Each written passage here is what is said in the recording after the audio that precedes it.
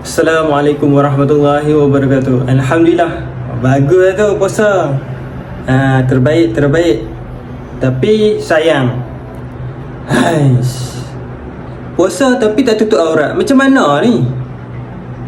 Puasa ni menahan diri, jadi kena tutup lah aurat tu. Apa gunanya kalau puasa tapi tak tutup aurat? Allah, takkan sia-sia pahala puasa tu.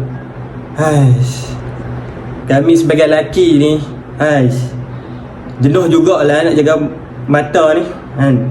Tengok kalau pergi bazar, pakaian pakai elok sikit.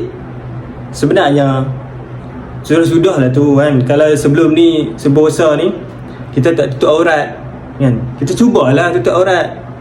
Apa gunanya kalau kita puasa tapi amalan tu jadi debu?